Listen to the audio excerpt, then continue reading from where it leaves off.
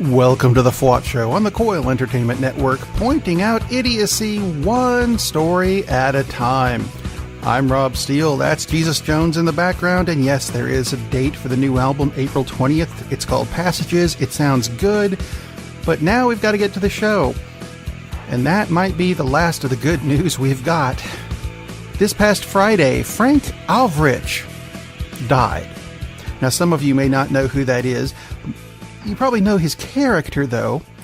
Bozo the Clown, who was a fixture in Chicago for many, many years. Eventually got a morning TV show on WGN when cable TV started, so a lot of people know who Bozo the Clown is. Or I suppose I should say was.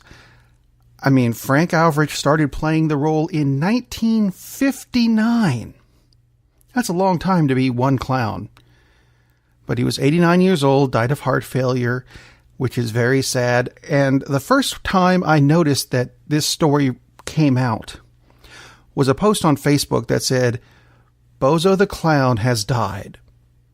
And the first comment on it I saw was, that's great. When does Mike Pence get sworn in? Wow. That might be the best thing to come out of the White House this week, because things just aren't going well there. It might sound like things are going well there when you hear things like Trump's approval rating is the highest it's been in 18 months. That sounds like it could be good, right? Except it's 42%. That's not even up to the number of president he is. That's not good. And it comes from really simple things. Like, let's say, the bombings in Austin, Texas, which are not a good thing. They caught the guy, though. And one thing they refused to say about him is that he was a terrorist. A quote from Sarah Huckabee Sanders, the press secretary, "There is no apparent nexus to terrorism at this time." Now, first off, I'm going to say $20 says Sarah looked at a picture of this white guy with really short hair and said, "Nexus to terrorism? Of course he doesn't need that kind of hair care product." No, Sarah. Nexus means a connection to different things. Now, back to the dick who's blowing things up. He was identified as a devout Christian. Therefore, the White House refuses to call this white boy, whose name I'm not going to mention, because he doesn't deserve it. They refuse to call him a terrorist, because the title is reserved for Muslim extremists of a brown color. Except, no, it doesn't. A terrorist, by definition, is someone who brings terror. He was bombing people. That makes them terrified, thus bringing terror. He is a terrorist. Period. There is no question about this. And if he's not a terrorist, what is he? Huh? Don't have an answer for that, do you, Sarah Huckabee? Sarah doesn't have an answer for anything. I don't think anyone in the Republican Party does. I mean, look at Rick Santorum. He's not even in office anymore, but still has an appearance on Fox News, which is really the Republican channel if you haven't noticed yet. Rick Santorum says that the children who are protesting the gun thing in Washington, D.C., saying that we need to have fewer guns, must get rid of the guns because we're tired of dying in the schools. Santorum says, and I'll quote here again, "How about kids, instead of looking to someone else to solve their problem, do something about maybe taking CPR classes or trying to deal with situations that when there is a violent shooter, that you can actually respond to that." Well, Dick, maybe they prefer the idea of not having to be put into that situation in the first place. You twat. A lot of them do take CPR classes. You know what? I used to register people to take CPR classes when I worked for the American Red Cross, and most of the people who were not employed at a government office were kids who wanted to learn. So, Rick, kids know CPR. As for looking for someone else to solve their problem, they're not allowed to be in the Senate or Congress or president yet. What the hell do you expect them to do? Oh, that's right. You're a Republican. You expect them to roll over and die in their schools.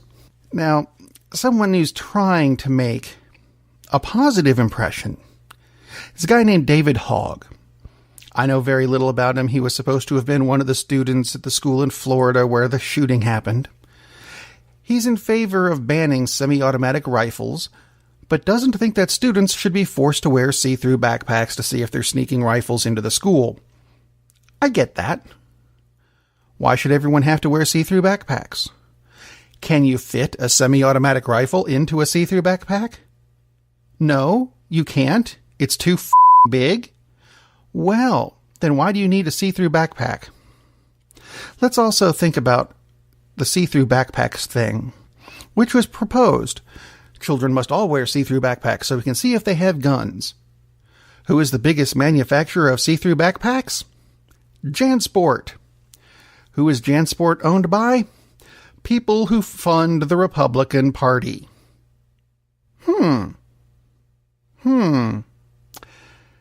Very interesting. No, it's not. We already knew that.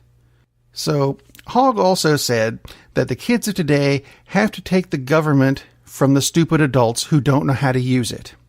Now, the argument I saw against that was, we adults have to take the Tide Pods away from the kids because some of them are so stupid they eat them. You know what? That's the same argument we're making against the guns. Some kids are stupid enough to eat Tide Pods, so you take them away. I get that. Some people are stupid enough to use guns for the only use they have. Destroying things and killing people. Same thing, really. So we should take them away. Hello? It's the same argument.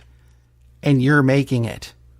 Now, the controversy comes in with David-Hogg because some people say he wasn't in class at the time of the Florida shooting. He was miles away at home and came on his bike to become a sensationalist reporter like everyone else at Fox News. Where do you think he got the idea from? Who cares where he came from? Who cares where he was? The message is the same. There needs to not be guns around to be brought into schools to kill the children. The results are the same no matter where he was. The ammosexuals don't seem to be open-minded enough to listen to anyone anyway. I mean, I honestly would like to know what it would take to get them to realize that children are being killed by something you don't need. You don't need guns. But Rob, if we have to oppose the government, they're going to f*** you with a tank. They have drones that can shoot missiles.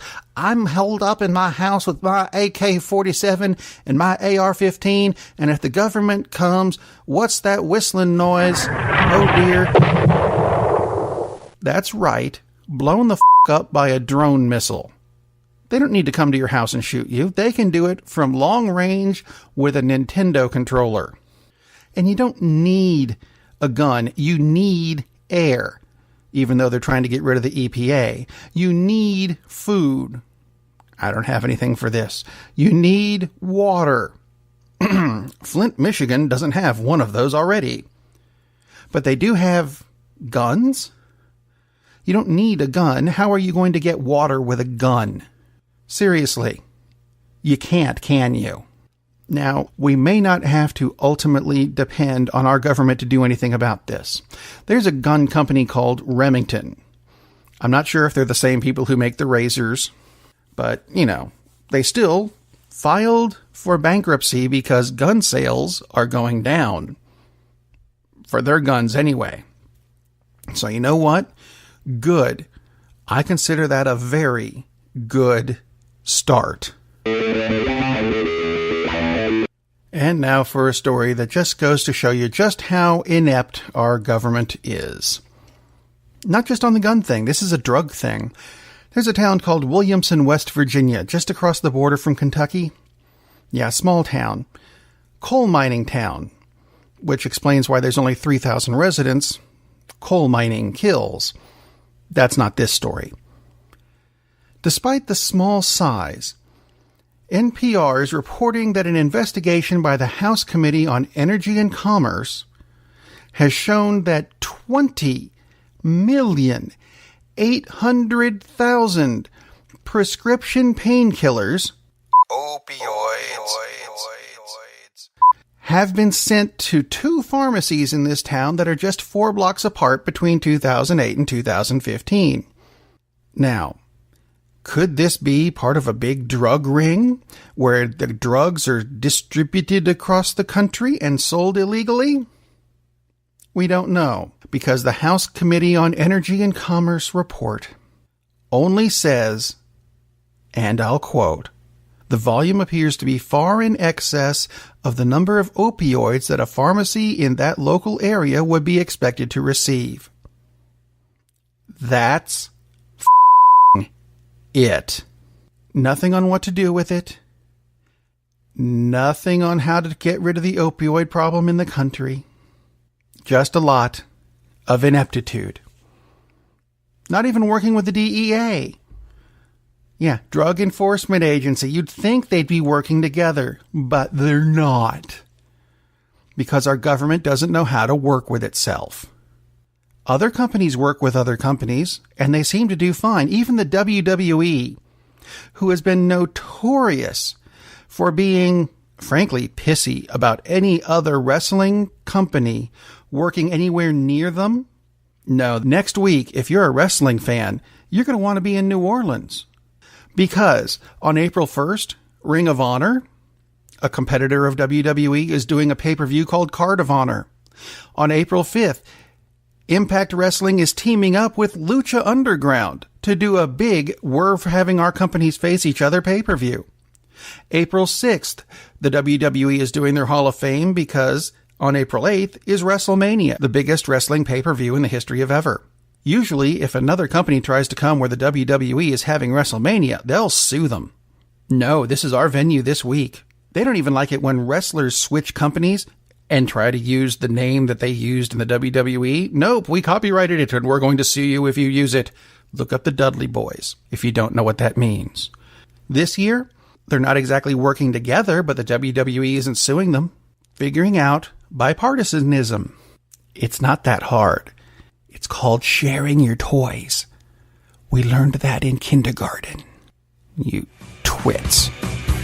If you have any comments, questions, or story ideas for the show, contact me at rob@the-fwot-show.com or head to the the-fwot-show.com website where there's buttons for Facebook and Twitter and email.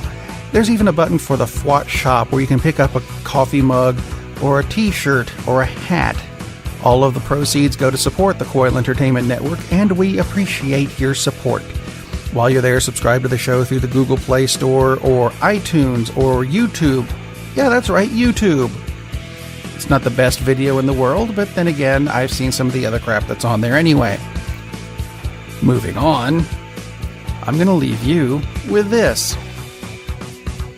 Milwaukee health officials recently reported a rise in HIV and other STDs for their city. They don't really know what caused it. Well, that's their claim. I think it's amazing what happens when you close Planned Parenthood and free clinics. No one to distribute condoms might actually lead to an outbreak of STDs and HIV. Who knew? Except people with active brain cells. Yeah. Your government at work, people. Until next time, be safe and don't eat the Tide Pods.